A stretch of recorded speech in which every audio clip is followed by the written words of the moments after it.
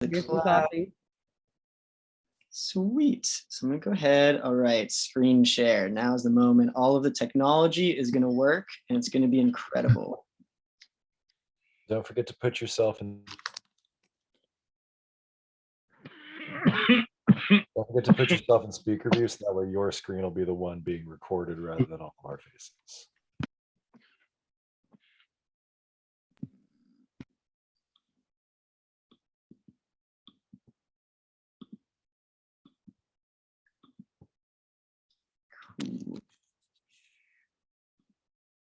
And here we go. Okay. And can everyone still hear me? Yes. Yes. Jen, was that no? Coming through clear here, Zay. I lost Okay. the blue screen. What was that? I can hear you, but I can't see any of you guys. It just disappeared as soon as you like hit a button, and yeah, that's weird. But it let me unmute myself, so now you can hear me. Can you see me? Yeah, I can see you. Oh, okay. Sorry. Now I see what happened. Never Oh, mind. no, you're all good.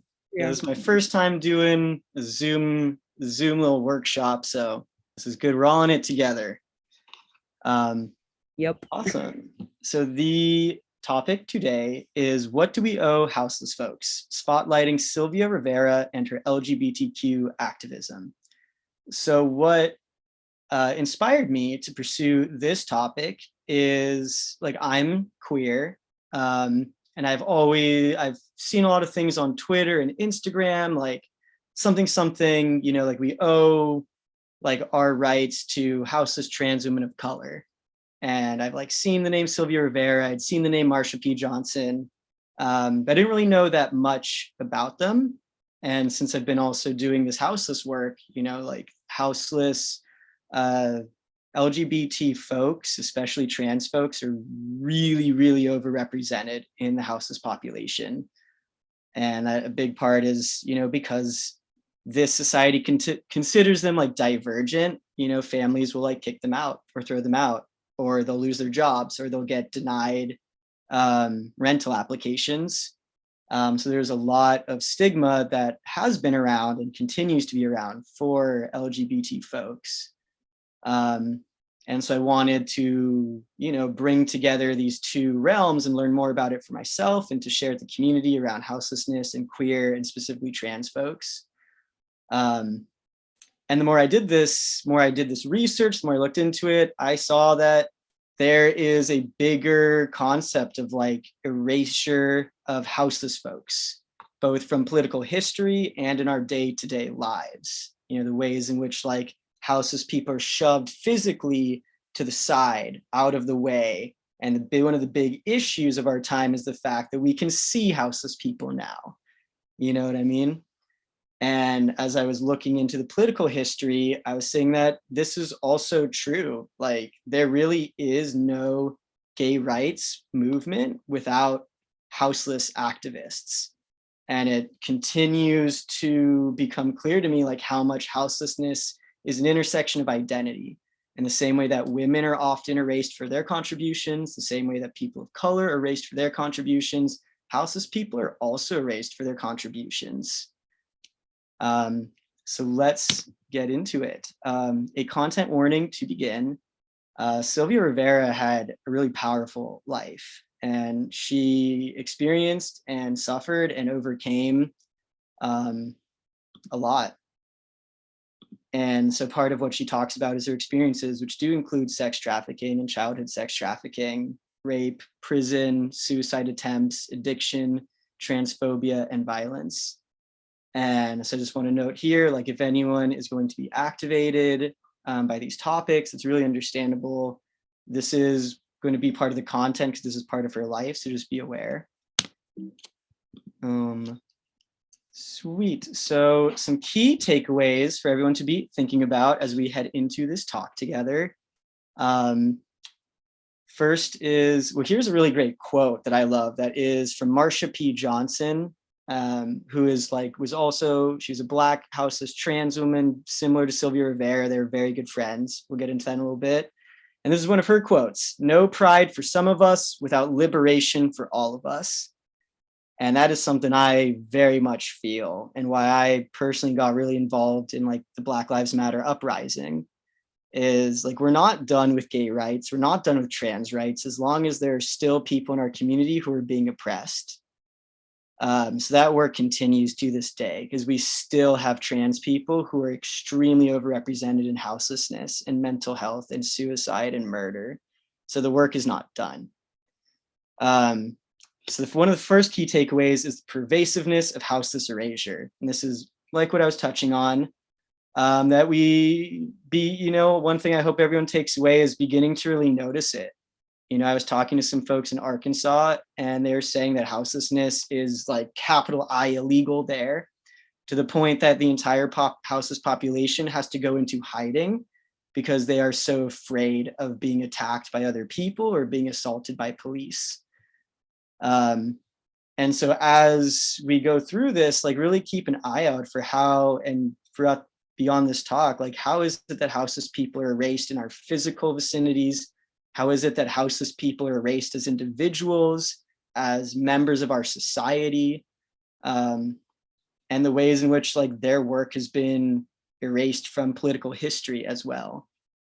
That's similar to the next point. Like, houseless people absolutely contribute to society. There's this really big myth that houseless people suck up resources, they don't really do anything, we constantly have to expend on them. And that is like a really manipulative narrative.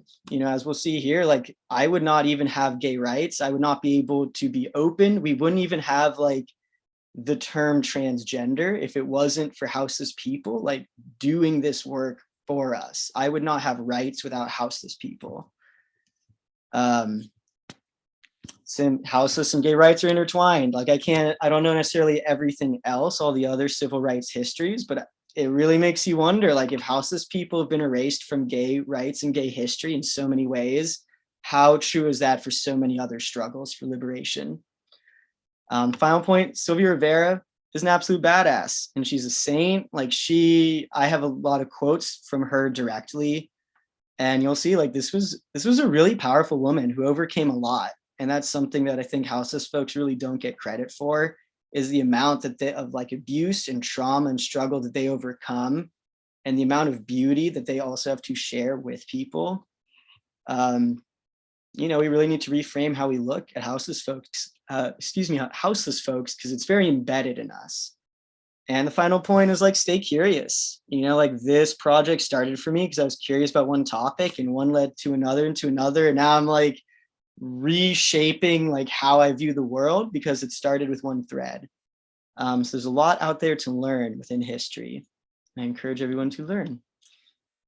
Sweet. So just some quick points on Sylvia, because there's a lot for her to explain herself. She was born July 2nd, 1951 in New York. She is of Puerto Rican and Venezuelan descent. This is 1951 New York is still extremely homophobic. Like, at the time, I think it was 49 out of 50 states considered homosexuality illegal. And it was like considered, I believe, sodomy. So she's coming at a time where like being gay is a crime that you will go to jail and be attacked for. And she is a like woman of color, a trans woman of color in the 1950s. So that's some important context.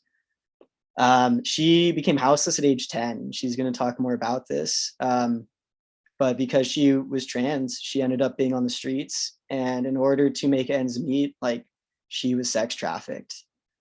And a lot of her work really focuses on trans youth and on like sex workers and people who are sex trafficked, because these are groups that the mainstream movements really left behind. And especially like the cisgender, meaning like people who are not trans, who like identify with their gender and their sex. A lot of those movements were led by like white cisgender people who left a lot of these other folks behind. And part of her work and her legacy is like keeping alive the memory of all of these other people who get tossed to the side, even during civil rights movements. She was best friends with Marsha P. Johnson, who was another activist, and they worked together Marcia was, I believe, 18 when she met Sylvia, who was 11, on the streets.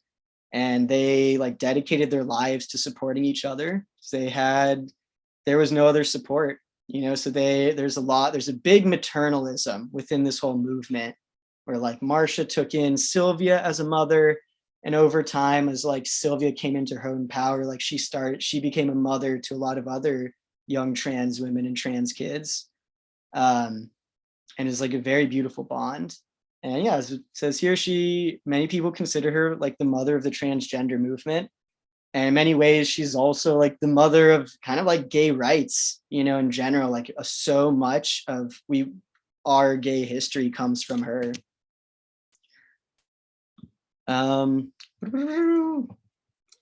So yeah, a little bit more about her activism. So like I said, she was for everybody. She was like a houseless trans woman of color. Like that is, if you're looking at privilege, like that is pretty low, in terms of privilege in this society. And what really stands out is like she made sure, she included trans folks.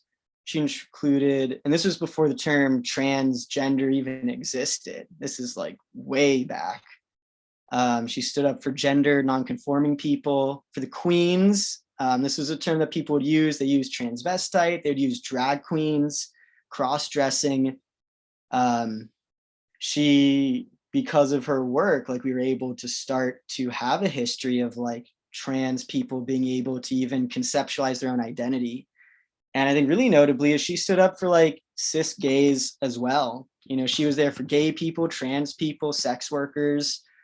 And this becomes a big contradiction where she really fought for everybody. And the white gays at the top ended up like leaving her behind. She was involved in a lot of different movements. She said that she was involved with the Young Lords, which was like a Puerto Rican revolutionary movement. She supported the Black Panthers. I believe, I don't know if she was very involved in ACT UP, but the AIDS crisis like is during her time. So she's got her beautiful manicured hands like in all sorts of causes. And I broke her activism into 3 different realms. So there's legislative. So she did a lot of work to get some of the very first gay bills introduced. Like she was one of the very first people, if not the first, petitioning to get a gay rights bill in New York City passed. So like she is literally ground zero of like one of the beginning ground zeros of legislative action in the US for gay rights. She was very involved in disruptive movements. So if people, we'll get into a little bit, but are people familiar with Stonewall? I guess, is anyone not familiar with Stonewall? Sweet. I'm not familiar with Stonewall. Yeah.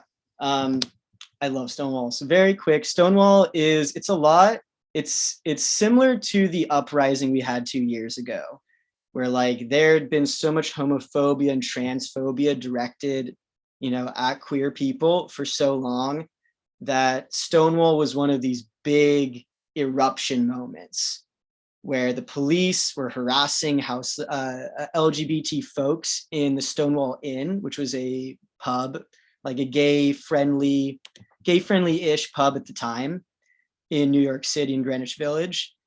And the police came in, they raided, they were weird, they were assaulting, they were creepy, and people had enough. So they ended up, there were 3, I believe like 3 nights of riots, where people were like throwing money at the police because the police were like getting paid off by the mafia.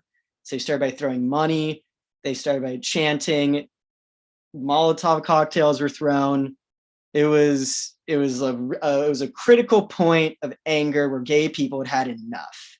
And that is, Stonewall is not like the only moment, but is one of the most powerful moments that led to the entire gay civil rights movement that we've had up until this day. And she was there, day 0. She's like, oh, hell yeah, let me get my heels off. Like, all right, we're going for it.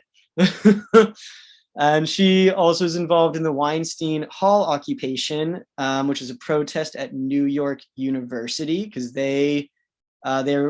Sylvia and some other folks were going to do a fundraiser to support some of their work, and New York University canceled it.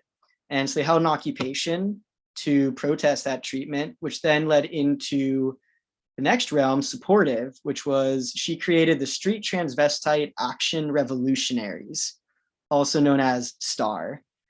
And she'll talk a little bit more about it. But this was the supportive end of her work, is she herself, like she and Marcia, and I forget the other name. I'm so sorry. Her name, I think, is Bubbles, something like that.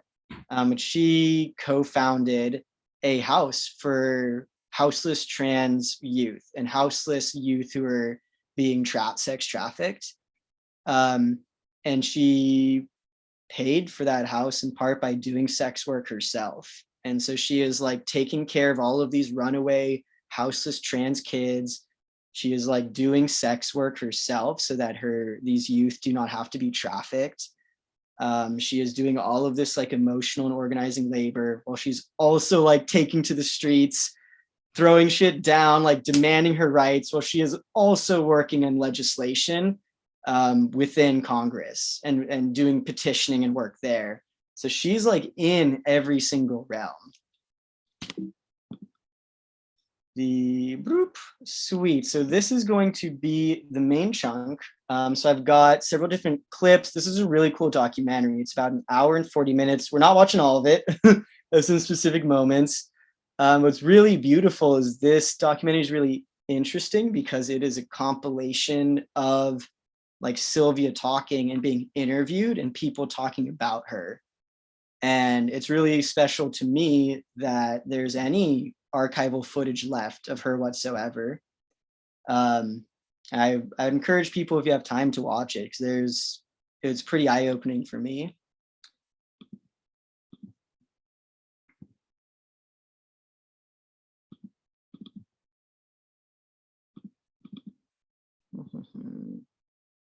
Full screen is unavailable. Fine.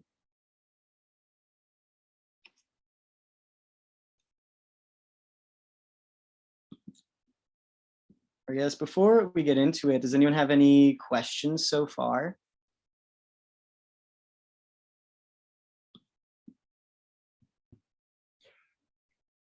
I'm curious what you think of the idea of like the importance of the riots in terms of like, because it's like there are the stereotypes about like queer and gay people, that they are like not militant, that they are not fighty, that they are not tough. And there's that dude, like that anti-fascist Dutch dude, Willem Arendeus, who was like, when he went and burned down all those records and like saved a bunch of Jewish people from the Holocaust, like on his way to the gas chamber, his last words were, let it be known that homosexuals are not cowards. So I'm curious what you think of that in the context of Stonewall. And then also just don't forget to unmute on the YouTube little app itself. Yeah. Cool, yeah, thank you. I was curious what you think about that. Yeah, I think that's a great question. Yeah, I think that's interesting. No, I hadn't even considered that really before. I remember in some of my research, like the news was just like shocked. It was the one thing called it the Great Faggot Rebellion. And I was like, one of my favorite headlines I've ever seen. But that throughout the news, I could definitely see that there's the idea that like gays are just gonna take it, you know? And I think that's part of what made the riots like really stand out, is that like gay people are not supposed to do that. They're supposed to be invisible, you know? Same with houseless people are supposed to be invisible. Like everyone who's not the dominant identity is pretty much supposed to be invisible. And I think you're like dead on in what you're talking about, that like this was a pretty powerful way for people to reclaim power and autonomy. And it's like, cool, like we're not going to take it. You can't push us around. Like I'm going to flip your cop car now and I'm going to set it on fire. And like nobody in the country really knew like how to deal with this, because there had been similar things across the country, but like this was a very powerful rocking, those beginning riots. And we see that still today, like so many people who are on the ground in these different radical movements like are queer. And that's an interesting contradiction, that queer people are seen as kind of like weak And it's like, cool, how many cop cars have you flipped in heels? You know what I mean? Yeah, that's a good question. Thank you, Brian. And without further ado, let's do this. The old Lincoln Hospital parking lot. The old queen couldn't wait. She said, I'm ready to hit this. In a taxi cab and the old Lincoln Hospital parking lot. The old queen couldn't wait. She said, I'm ready to hit the streets. My grandmother used to always joke about that. I said, yeah. I said, you see why I'm always standing out on the street corner? That's good. And then came out feet first. You did? Yes. In 1953, my mother decided to try to off herself. At the same time, she tried to kill me. She knew I was going to have a very hard life.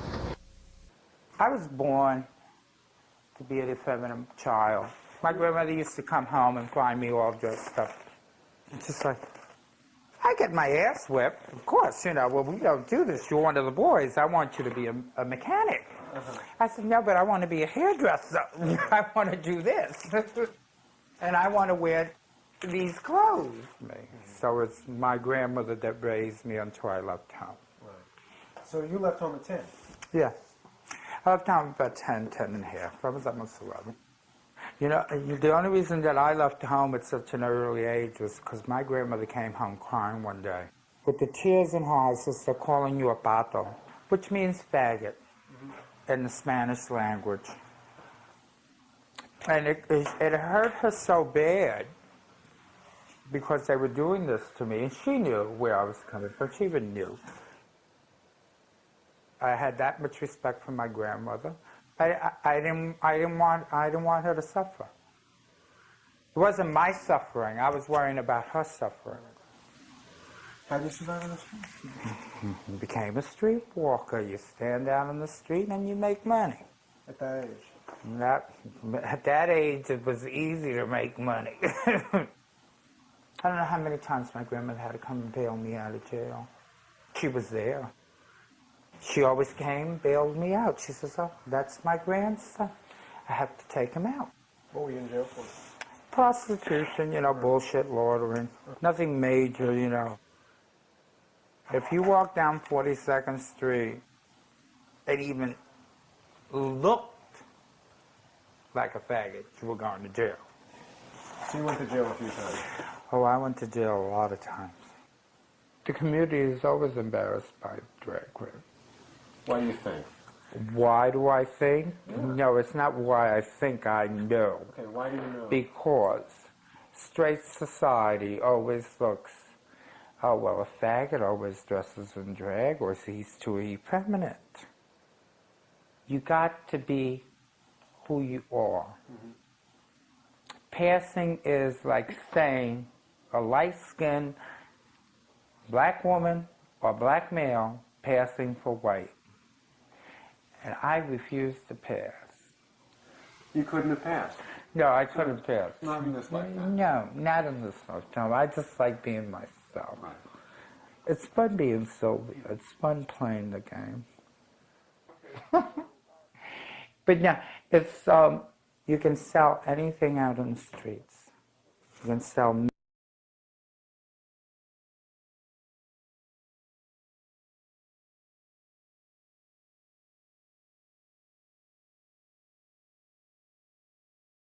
Have you ever spent a winter in these, like out of doors in an environment like this? I spent winters with Marsha and some of the other drag queens many years ago before Storehouse, and during the beginning of Storehouse, out in the street.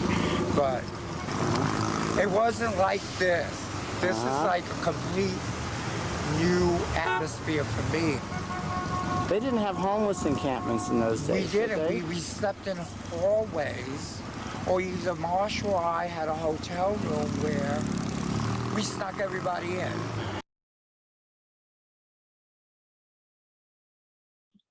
And then one quick thing to note there that I found interesting is that was, I believe, the 1980s.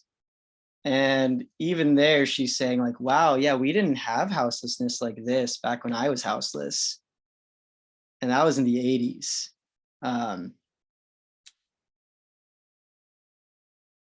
So what does that say about today? I thought it was just an interesting micro moment.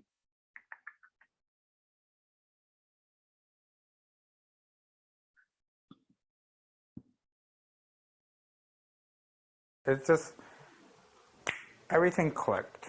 Everybody just like, why the fuck are we doing all this for?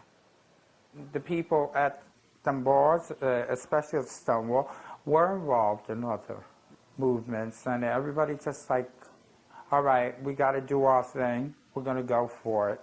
And when they ushered us out, it was nice, you know, when they just very nicely put you out the door, and then you're standing across the street in Sheridan Square Park, and but why?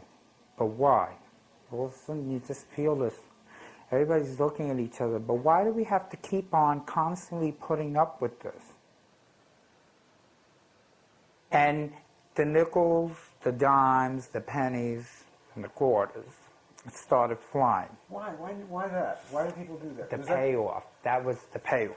Oh. That was the payoff. It was to symbolize the payoff. Yep. You already got, Here's some more. and here's some more. To be there, you know, it's just like, oh, it's so beautiful. I just like, you know, it's like, Was it exciting? oh, it was so exciting. It was like, ow, we're doing it. We're doing it. We're fucking their nerves. The cops were, you know, they just panicked. Inspector Pine really panicked. Mm-hmm. He really did. Mm-hmm. Plus, he had no backup. Mm-hmm. He did not expect any of the retaliation that the gay community gave him at that point. Do you think all this was in part because people were so angry for so long? People were very angry for so long. I mean, how long can you live in a closet? I was already out of my closet. When you're obvious back then, there was nothing to hold you back. It was always the effeminate male or the butch woman.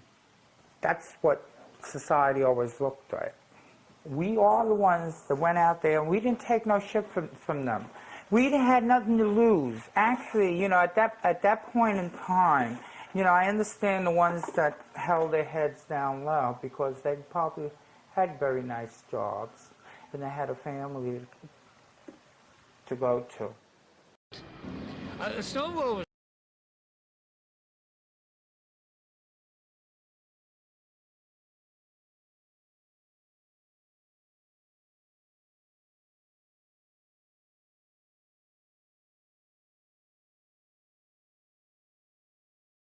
So that last clip was her talking about her involvement at Stonewall. And this is going to be her talking a bit about her work with the New York City gay rights bill. And that first year that we were petitioning for gay rights, on April 15th of that year, So it was 1970? it was 1970. Yeah. I got arrested for petitioning for gay rights on 42nd Street. You had a petition, was it for the Yes. City Gay Rights Bill? The City Gay Rights Bill. Who were you getting to sign it? I was asking people to sign in the middle of 42nd Street. Yeah. Were you dressed in drag? No, I was dressed casually, makeup, you know, the hair and whatnot. Scare drag. The cops came up to me and says, no, you can't do this. This is either you leave or we're going to arrest you. I said, well, fine, arrest me. They very nicely picked me up and threw me in a police car and took me to jail. For taking out a petition? Yep. I went in front of the judge. Judge spoke to 2 arresting officers. He's like, don't you realize what's going on? You know, I could see his look in his face. Well, number one, I says, I'm letting him go. He The says, policeman? mm-hmm. He says, you don't realize what you just did. He says, The whole country is going up in an uproar, and you are messing with people. For You're right. And I'm like, oh, okay. Did you ever testify at City Hall with these? Sweet. So a few things to pick up there is, again, like, she was one of the first people out there petitioning for gay rights. And something that is pretty unfortunate that still happens to this day is that gay rights bill did end up passing. But it passed because the richer white gays ended up writing transgender protections out of the bill. And that is the deal that they made with the city government, is that if they take trans rights out, then the city will pass it for just gay people. And we continue to see those effects to this day. You know, they're still fighting, there's still so much fight left. And even just looking at Texas, like, there is a direct line between, unfortunately, as like a cis white queer person, it's like really unfortunate that this is beyond unfortunate. Like, she was sold out, all of the work she did. And this is, like, again, the point of like what we owe to houseless folks is we owe all of this to her, and she ended up getting written out. So this next clip is a little bit about street transvestites action revolutionaries.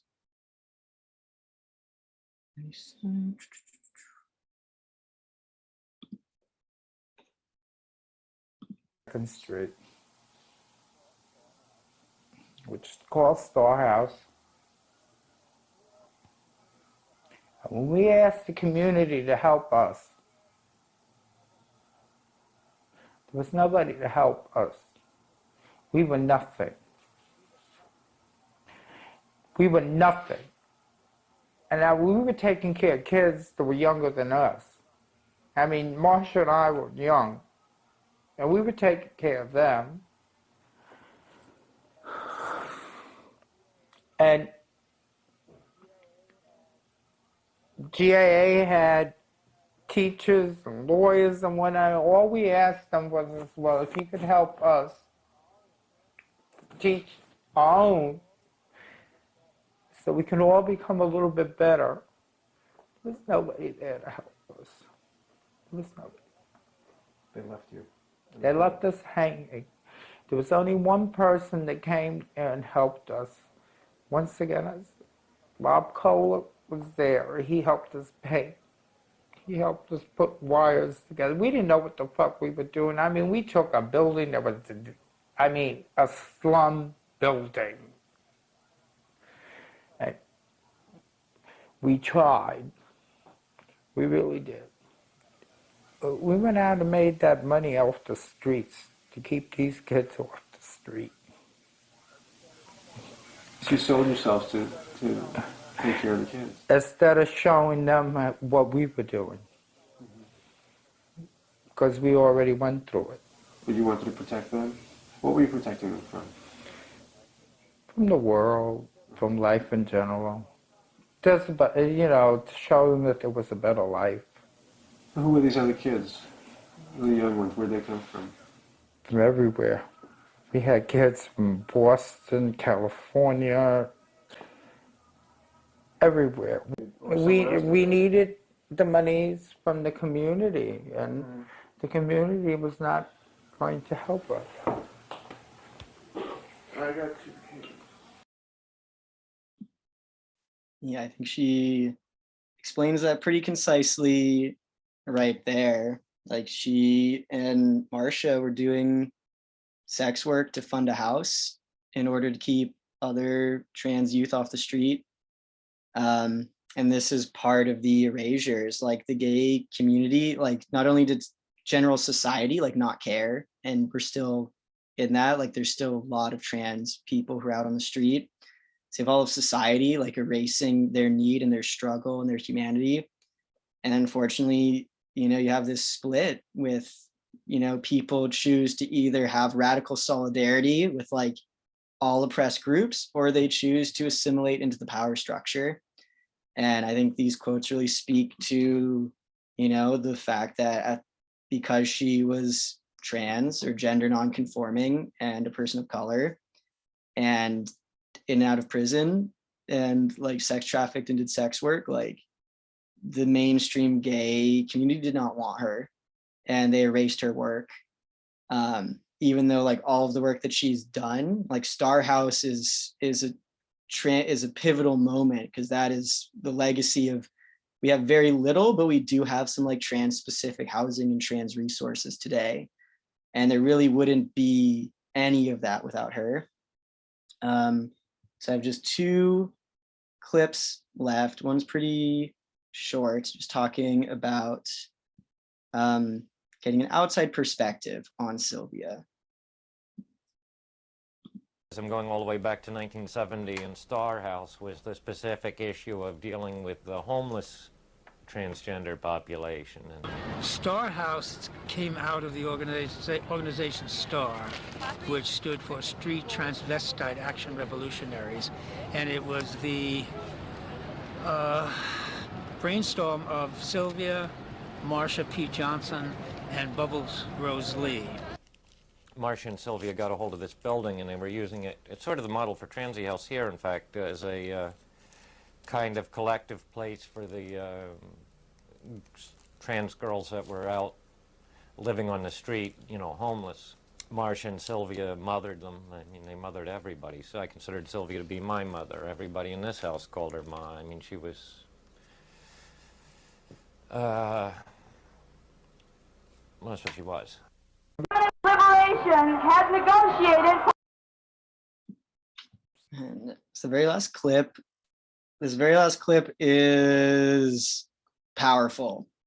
It is very powerful. This is like Sylvia with like all of her righteousness and her rage and her work and her passion and her life story and everything just like in one powerful speech. And this is at a LGBT rally, mostly a lesbian gay rally.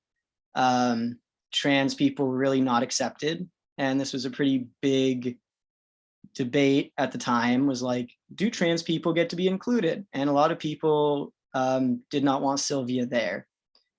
And so this is the stage, this is the context, this is a very early on gay and lesbian rally.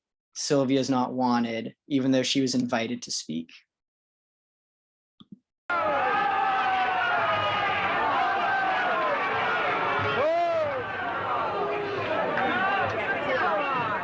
Y'all better quiet down.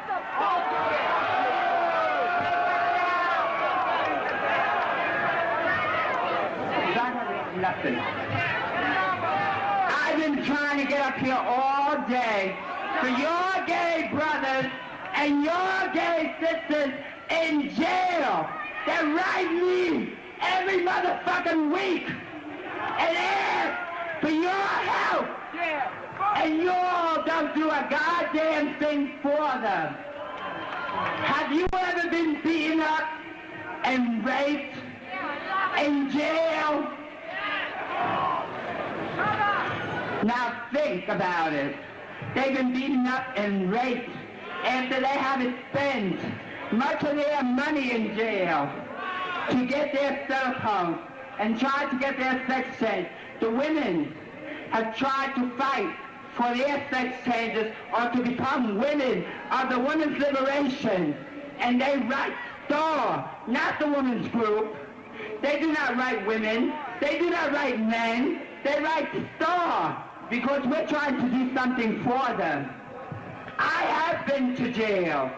I have been raped and beaten many times by men, heterosexual men that do not belong in the homosexual shelter. But do you do anything for them? No. You all tell me to go and hide my tail between my legs. I will not longer put up with this shit. I have been beaten. I have had my nose broken. I have been thrown in jail. I have lost my job. I have lost my apartment for gay liberation. And you all treat me this way? What the fuck's wrong with you all? Think about that. do not believe in a revolution, but you all do. I believe in the gay power. I believe in us getting our rights, or else I would not be out there fighting for our rights.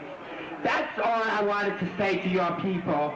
If you all want to know about the people that are in jail, and do not forget Bambi Lamore and Dora Marks, Kenny Messner, and other gay people that are in jail, come and see the people at Starhouse on 12th Street, on 640 East 12th Street, between B and C, apartment 14. The people that are trying to do something for all of us, and not men and women that belong to a white middle class, white club. And that's what you all belong to. Revolution now! Give me a G! Give me an A! Give me a Y! Give me a P! Give me an O! Give me a W! Give me an E! Give me an R! Gay power! Louder gay power! To me, it was.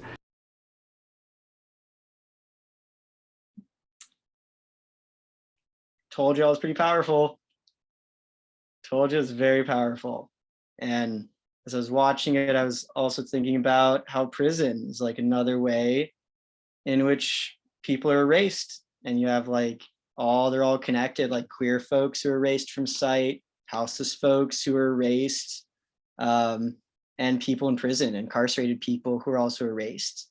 And that is like a big part of the society, is making sure that all of these undesirables, whether it's because they're divergent or because it's the society is ashamed to admit their treatment, this is like a big part of all of these struggles, is erasure. I've got 2 little slides, and then I've got some discussion questions. As I'm sure you're sitting with everything, you'll have a chance to express. It'll be pretty quick, just kind of like I was saying, that there's these ways in which Sylvia was erased, because her work directly erased because of transphobia, classism, racism, sexism, ultimately leading to her being kicked out of the gay rights movement because of her divergence, because of her background. And so you see the ways in which Sylvia was erased, this like houseless person is erased at the time. And today that's still happening, like the whitewashing of LGBTQ history. There's a Stonewall documentary, or a Stonewall fictitious movie that was made a few years ago. And it's all white guys. Like the first person who throws a brick, the people who do all the work, the people who do the entire movie, just makes it a bunch of like young, semi-attractive white dudes who are like the entirety of the gay rights movement. We have like the focus on Harvey Milk, who was the first gay elected official in the United States in San Francisco. And there's no disrespect to that, like whatsoever. It's also, there's a movie called Milk, but about him, but there's not one called Sylvia, Rivera. There's a real big lack of LGBTQ education in general. I know I didn't get very much personally. So it's another way in which like her work is erased. And, like there's a big incentive to keep these oppressive systems, like, at the time, like, would you rather be, seen as like white or seen as like a houseless trans woman? And a lot of gay folks decided to integrate into the capitalist white supremacist system. And we still have those issues today, and they have still not been resolved today. And I would argue that's another way her work is erased, is that she did all of this work and we could have had transgender rights included from the very beginning. And now we still don't have them locked in because of these original erasures. And that ties into the erasure of houseless folks in general, like specifically historically talking about Sylvia, fact that like houseless people are seen as giving nothing to society, and Sylvia gave so much to the gay rights movement, and her work continues to give to people today. She continues to give to me today. We also see similar, like just coming even away from sort of the political side, like houseless folks are considered to be just wasteful, you know, like they're not productive enough. And the reality is that there's like a lot of productivity going on, you know, as we've seen with Sylvia, like maybe the public didn't see all of her work because they chose not to. That doesn't mean that she wasn't doing a lot to like save people's lives, you know, and that happens today. Like people at the camp we work with will tell us about, you know, people that they've saved from overdosing, you know, and the ways in which they like support and help each other. So that is like another way in which like the work of houseless folks are erased. They're literally invisibilized. They're pushed as far out as you can possibly get, as far out physically and mentally as you can get from our society. They're erased as individuals. You know, it's like, oh, the houseless, not like people with specific names and histories. Like Sylvia was just the houseless, but she's not. She had a really complicated and long and powerful and inspiring history. And that is like their bare right to an individual identity is also erased from houseless folks. And the very last point is going back into the politics is like, you know, when we talk about intersectionality, it's really important to talk about, you know, people being Black and a woman, you know, and all of those intersections, or like yellow and queer. And one that gets left out of this intersection is houselessness and housing status. It's similar to class, but it is different, where you have no connection to private property whatsoever. And the way in which like the government and culture and society treats you for not having a proper house, like does change your experience of living. And those points are my thesis to this presentation. And the last thing I had was discussion. I had some specific discussion questions.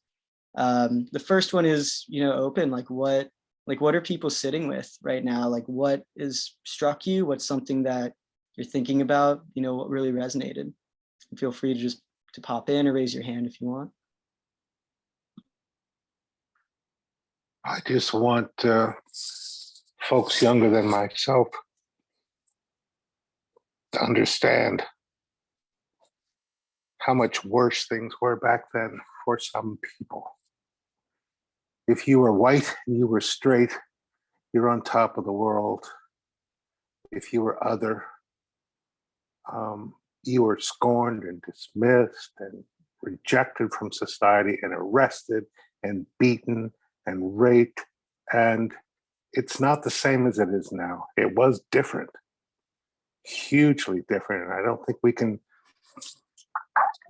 we should let that go. We have to remember that. We have to teach that we've come so far, but we've got so far to go. But we have to remember where we came from and how bad it truly was.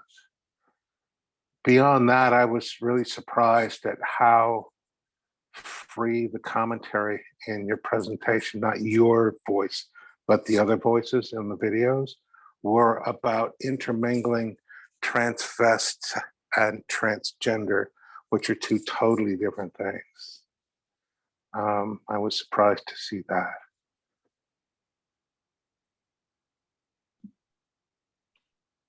Yeah, I absolutely agree. It's very true. That's something I feel as like a younger queer person is there is, to keep using the word erasure, there is like an erasure of this history. And specifically with AIDS, you know, it's like because we don't get taught any of these things that I wasn't even really aware of the extremity of like the AIDS crisis and any of these other forms, you know, not necessarily the medical, but like you're talking about all these forms of oppression. And that's exactly correct. Like, that's why we have to really honor the people who made it so that like, I'm not dead of AIDS, you know, that like, I'm not getting beat and arrested for being gay. And that's what makes this erasure like really disrespectful and really harmful as well. And why exactly we have to keep remembering like the past and honor the people who paved the way so it's not like that. And the transvestite is, yeah, you're right. That's not the language we use anymore, and they are different. That's what I meant with like transgender wasn't even a word yet. So like the concept of being transgender did not exist. And that's not to say people weren't trans, because like people were transitioning male to female, female to male, gender non-conforming. But that is like part of what happens when you're also erased, is like people aren't even able to come up with the concepts to define their own identities. And so later in life, Sylvia identifies as transgender. But it comes like after that term, after there was enough visibility of trans people that they could even create more language.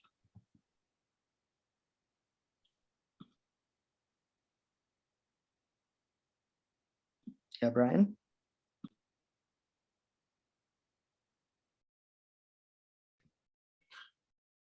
So there are the two big things that stuck out to me.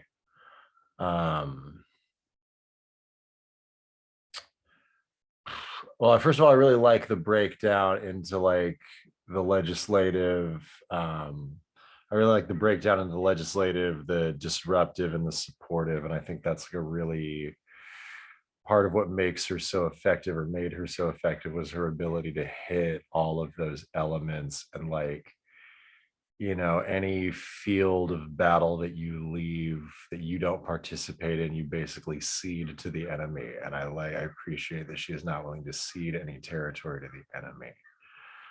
I'm forgetting the middle thing I wanted to say, but the other one that really stuck out to me was when she talked about just the idea of like trans people wanting to pass is like the same as, just like as a person of color, and like coming from a person of color, like the idea that trans people wanting to pass at all is akin to light-skinned Black people trying to fucking pass as white. And it's like, this is not some white trans woman saying this, you know what I mean? It's like, so it's fair. That's a very interesting, that's a fucking hot take, as they say. That is a hot fucking take, and one I have never heard before, and one that kind of like, I fuck tough with that and really respect that and like that a lot.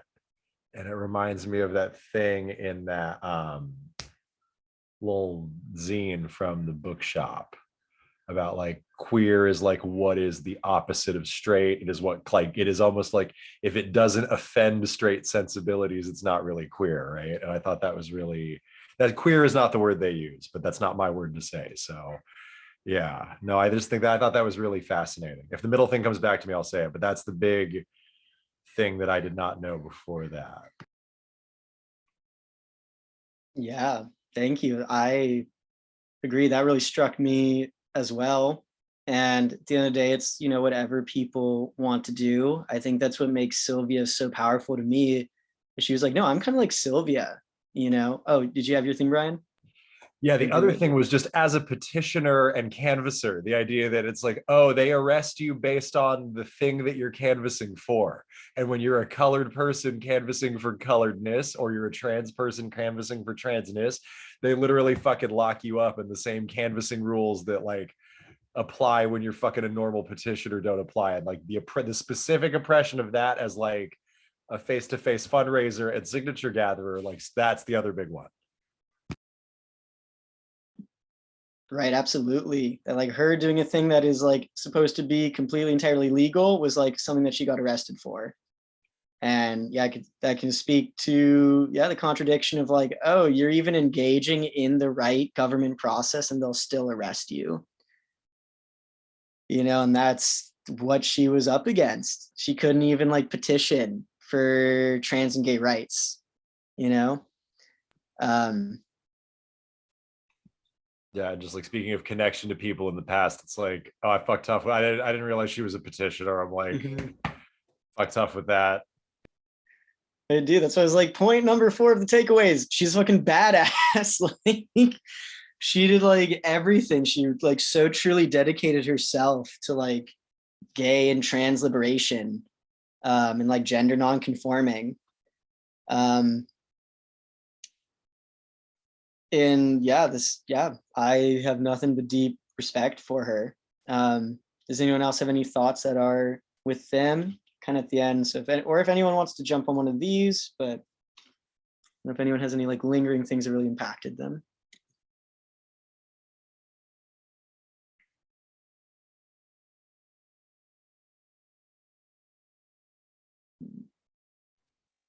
Okay, I've counted to 10. I'm back in. This is really well done, Save. I really like what you've done here. And if you're willing to, there's another organization that I'm working with that is from the ground up building the structures of the politics of the people for the future. And we have within that a circle that we refer to as regen, which is regenerative, which is the problem-solving human interactional solutions department of this organization. And I would like to, if you would be willing to present this not only to that group, but probably offer it to the whole organization of 134 people. If you'd be interested in doing that, I would really appreciate that. Wow, thank you. Yeah, that absolutely, whatever I can do to like keep Sylvia Rivera like alive and bring this notice, bring her the attention and the credit that she so rightfully deserves and more. Yeah, you can, you know, I am one of the people on the People's Housing Project email. So if you like email there, yeah, I would absolutely love to do that. I have Richard's email. I can get you guys plugged in. Oh, sweet. Yeah, just send me the link to this recording and I'll run it on to Joe, who's leading that group, and we'll definitely put something together if you're willing to do that. Yeah, absolutely. Thank you so much, Richard. I appreciate that. And yeah. Well, I appreciate what you've done here. It was a marvelous job. Thank you. Thank you. Yeah, I want to back that up too. Really well done, Ziv. Thank you. Absolutely, y'all. Thank you so much. Yeah, I think we're at time. So I'll leave you with these questions to think about. So the first one is, you know, do you feel a connection to anyone in your past who struggled for you? You know, it can be like women's rights, that can be your ancestors, that could be labor rights. Like something to think about. This started with me, because I wanted to, you know, honor Sylvia Rivera and queer history. So, you know, think on that. Second, you know, as you're going around, like how do you notice the invisibilizing of houseless people today?